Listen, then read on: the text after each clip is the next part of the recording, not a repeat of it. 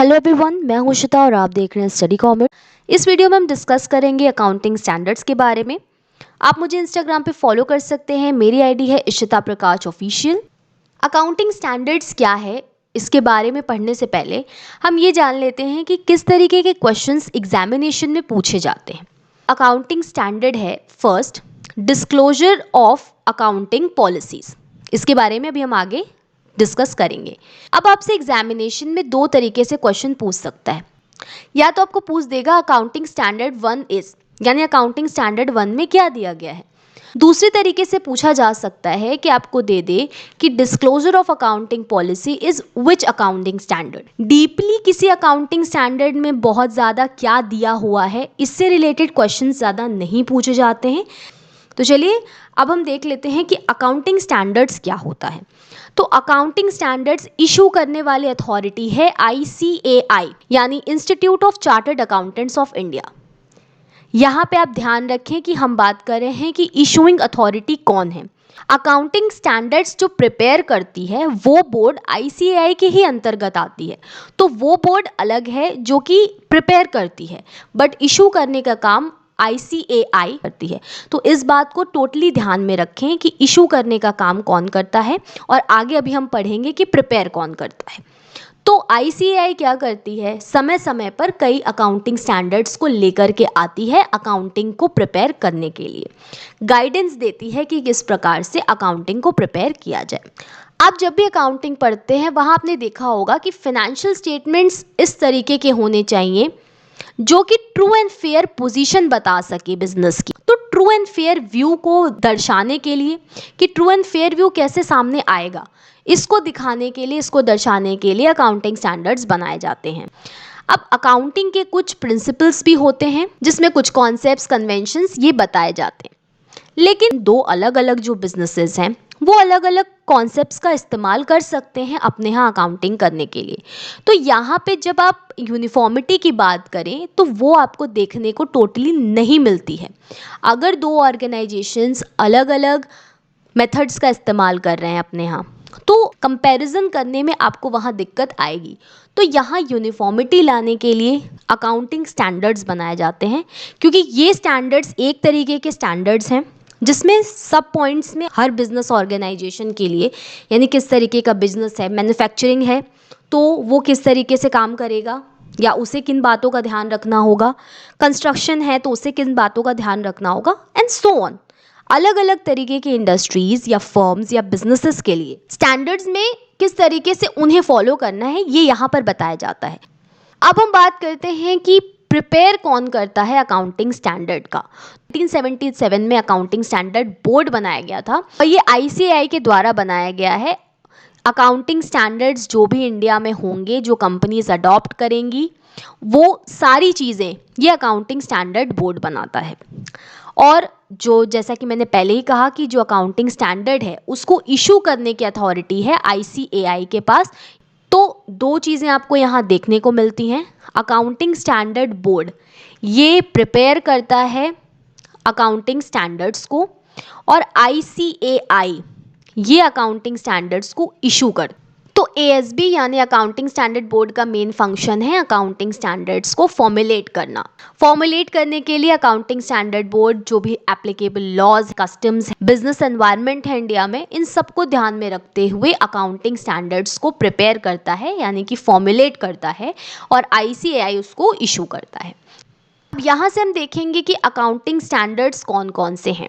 हम यहाँ पे दो चीज़ें ध्यान रखेंगे कि जब आप यहाँ पे अकाउंटिंग स्टैंडर्ड्स देखेंगे तो नंबरिंग में आपको 29 अकाउंटिंग स्टैंडर्ड्स देखने को मिलेंगे, यानी AS1 से AS29 तक हम जाएंगे, बट ओवरऑल सिर्फ 27 अकाउंटिंग स्टैंडर्ड्स हैं।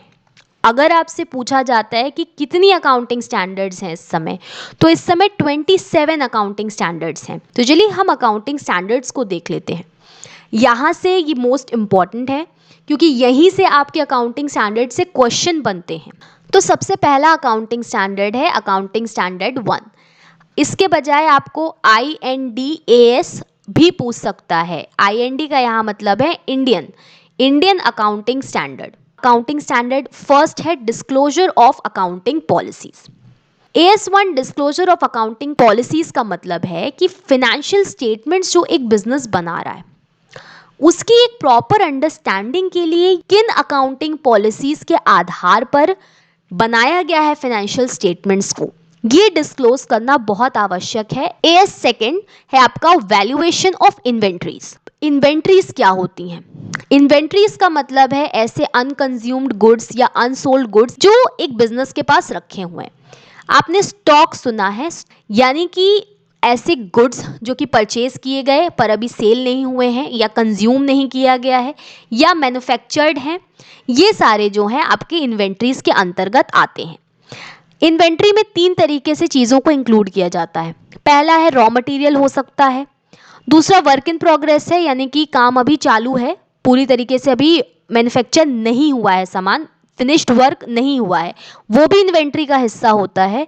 और फिनिश्ड गुड्स जो कि गुड्स बन चुके हैं बट अभी सेल नहीं हुए हैं, ये भी आपका इन्वेंट्री का हिस्सा होते हैं। तो इन्वेंट्रीज आपके अनकंज्यूम्ड या अनसोल्ड गुड्स हैं जो कि परचेज किए गए हैं या फिर मैन्युफैक्चर किए गए हैं, ये इन्वेंट्री के अंतर्गत आते हैं। अब इन्वेंट्री वैल्यूएशन की एक कंपनी को क्यों ज़रूरत है? तो इन्वेंट्री वैल्यूएशन का मतलब है कि इन्वेंट्री वैल्यूएशन से मॉनेटरी वैल्यू पता चलती है एक बिजनेस को कि कितना इन्वेंट्री उनके पास रखा हुआ है। नेक्स्ट है AS3 जो कि है cash flow statement. Cash flow statement को सिंपली हम याद रखें तो ये आपको बताता है कि एक बिजनेस में कितना इनफ्लो और कितना आउटफ्लो कैश का हुआ है, यानी बिजनेस में कितना कैश आया और कितना कैश बाहर गया, ये कैश फ्लो स्टेटमेंट बताता है। फर्दर इसमें और भी एक्टिविटीज़ होती हैं जिसके आधार पर कैश फ्लो स्टेटमेंट बनाया जाता है, जिसमें है operating activity, investing activity, financing activity. Cash flow statement को स्टेटमेंट ऑफ कैश फ्लोज के नाम से भी जानते हैं। देखिए, पहले ही मैंने कहा कि जो भी अकाउंटिंग स्टैंडर्ड्स हैं उनके अंतर्गत काफ़ी चीज़ें होती हैं, काफ़ी चीज़ें बताई जाती हैं। हमारे लिए सबसे ज़्यादा इंपॉर्टेंस रखता है कि कौन से अकाउंटिंग स्टैंडर्ड में क्या दिया गया है। नेक्स्ट है AS4 जो कि है contingencies and events occurring after balance sheet date.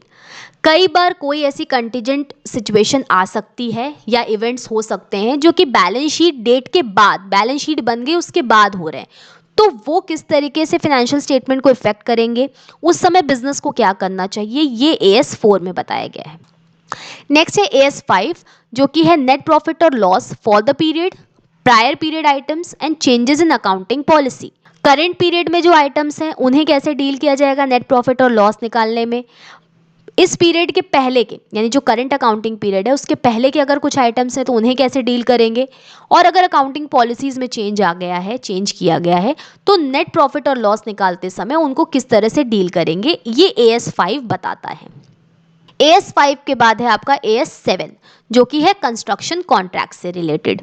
AS7 बताता है कि कंस्ट्रक्शन कॉन्ट्रैक्ट से रिलेटेड जो भी रेवेन्यू है या जो भी कॉस्ट है उसको कैसे ट्रीट किया जाएगा, उसका अकाउंटिंग ट्रीटमेंट क्या होगा। किसी एसेट्स के कंस्ट्रक्शन से रिलेटेड अगर कोई कॉन्ट्रैक्ट है तो उसे हम कंस्ट्रक्शन कॉन्ट्रैक्ट कहते हैं, यानी कि कोई एसेट अगर कंस्ट्रक्ट किया जा रहा है तो उसकी टेक्नोलॉजी क्या होगी, डिज़ाइन क्या होगा, ये सारी चीज़ें कंस्ट्रक्शन कॉन्ट्रैक्ट के अंतर्गत आती हैं। नेक्स्ट है AS9 रेवेन्यू रिकॉग्निशन। अब रेवेन्यू रिकॉग्निशन का मतलब क्या है? रेवेन्यू मतलब होता है कि कितना कैश का इनफ्लो हुआ है प्लस रिसीवेबल्स और अदर कंसिडरेशन जो कि बिजनेस की जो ऑर्डिनरी एक्टिविटीज़ हैं जैसे कि गुड्स को सेल करना या सर्विसेज को रेंडर करना या फिर इंटरेस्ट या रॉयल्टीज़ अगर बिजनेस को मिल रही है तो उनसे कितना ग्रॉस इनफ्लो कैश का हो रहा है या रिसीवेबल्स हैं, ये सारी रेवेन्यू के अंतर्गत आती हैं। तो अब इनका ट्रीटमेंट किस तरीके से किया जाएगा ये AS9 में बताया गया है। नेक्स्ट है आपका AS10 जो कि है प्रॉपर्टी, प्लांट एंड इक्विपमेंट। अब यहाँ आप देख सकते हैं इसमें डेप्रिसिएशन को इंक्लूड कर दिया गया है। पहले अकाउंटिंग फॉर डेप्रिसिएशन एक अलग अकाउंटिंग स्टैंडर्ड हुआ करता था, बट अब इसे प्लांट, प्रॉपर्टी और इक्विपमेंट में इंक्लूड कर दिया गया है। तो प्रॉपर्टी है, प्लांट है, इक्विपमेंट्स हैं, उनमें कैसे डेप्रिसिएशन लगेगा, किस तरीके से उनका अकाउंटिंग ट्रीटमेंट किया जाएगा, ये AS10 के अंतर्गत बताया जाता है।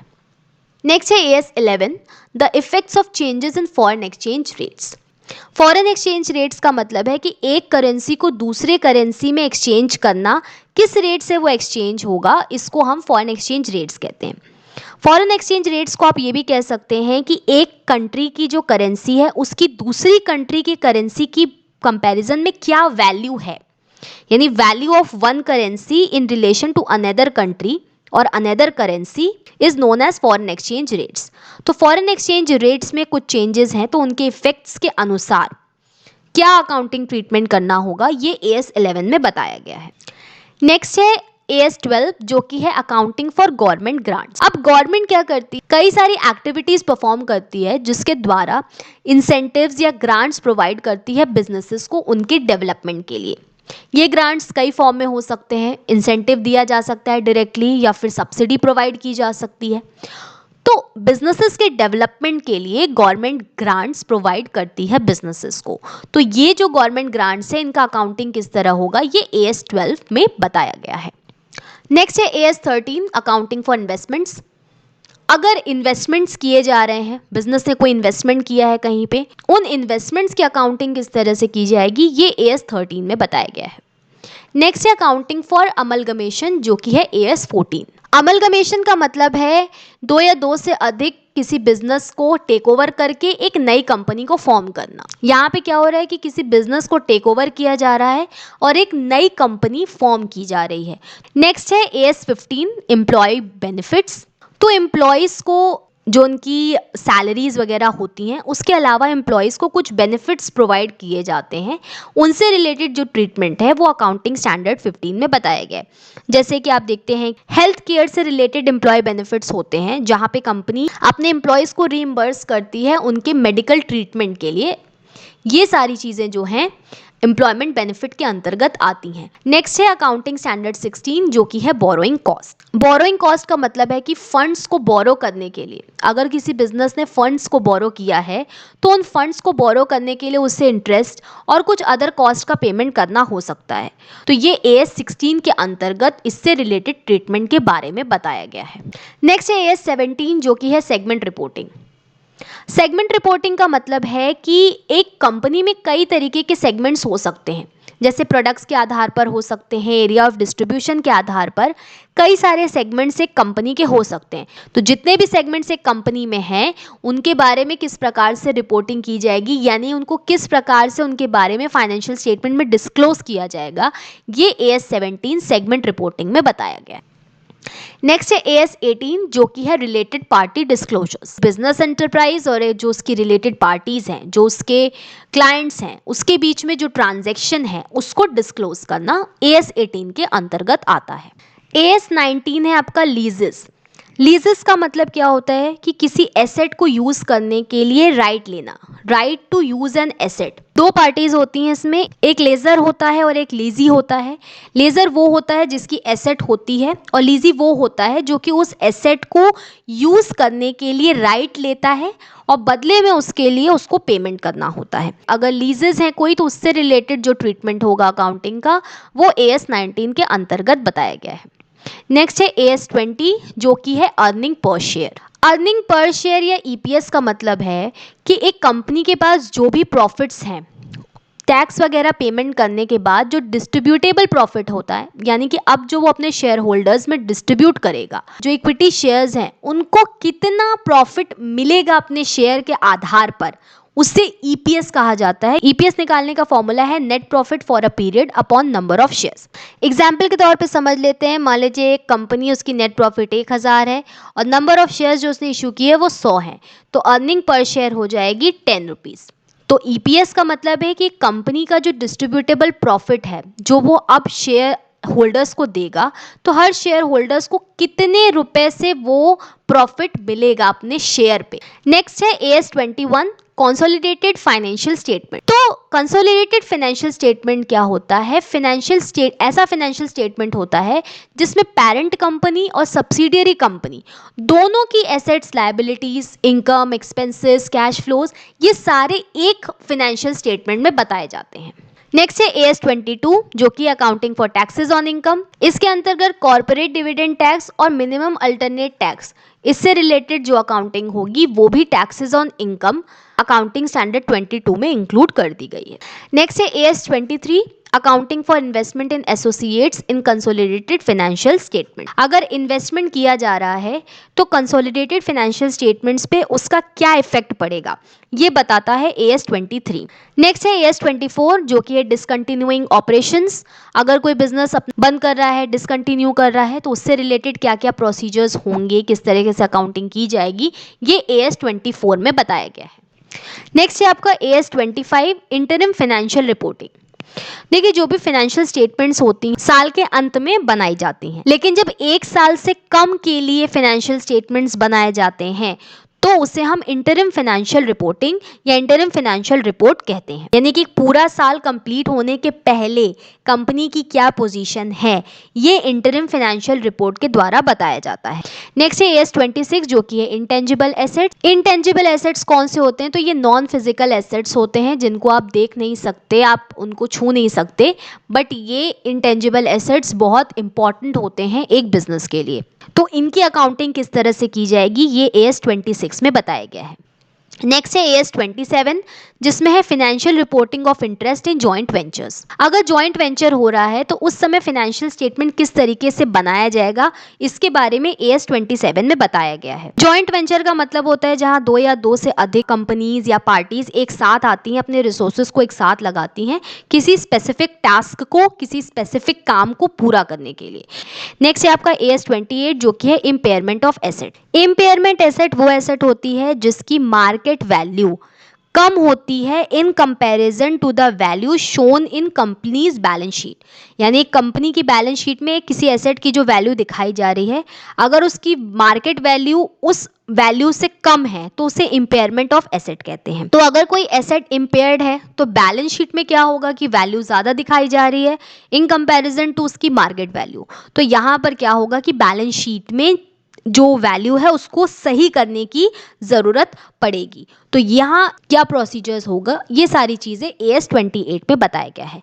लास्ट स्टैंडर्ड है आपका अकाउंटिंग स्टैंडर्ड 29 जो कि है प्रोविजंस, कंटीजेंट लायबिलिटीज और कंटीजेंट एसेट्स से रिलेटेड। प्रोविजन का मतलब है कि यानी फ्यूचर में कोई ऐसा एक्सपेंस है या कोई लॉस हो सकता है या एसेट में वैल्यू में कमी आ सकती है, तो उससे रिलेटेड कुछ अमाउंट को अलग से रख दिया जाता है, उसके लिए प्रोविजंस बना दिए जाते हैं। तो कुछ प्रोविजंस बनाए जाते हैं जैसे कि आप सुनते हैं प्रोविजन फॉर बैड डेट्स, यानी कि ये है कि फ्यूचर में पैसा डूब सकता है, तो उससे रिलेटेड प्रोविजन बनाया जाता है।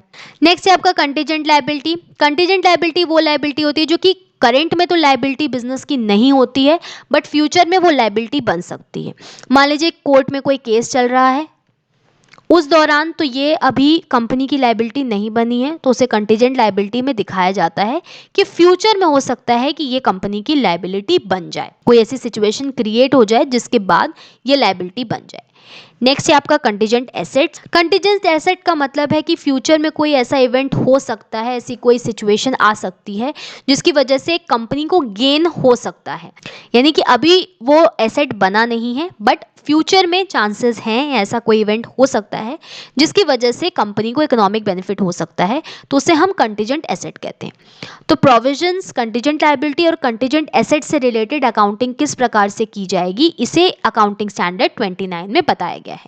तो हमने देखा AS 29 तक अकाउंटिंग स्टैंडर्ड्स को, और ओवरऑल 27 स्टैंडर्ड्स आपको देखने को मिलेंगे, जिसमें से AS 6 और AS 8 इन दोनों को हटा दिया गया है। AS 6 आपका डेप्रिसिएशन अकाउंटिंग था जिसको AS 10 अकाउंटिंग स्टैंडर्ड 10 में मर्ज कर दिया गया है, और AS 8 रिसर्च एंड डेवलपमेंट से रिलेटेड अकाउंटिंग स्टैंडर्ड था। तो आज की इस वीडियो में हमने अकाउंटिंग स्टैंडर्ड्स के बारे में पढ़ा। होपफुली आपको ये सारी चीज़ें समझ में आई हो। Thank you.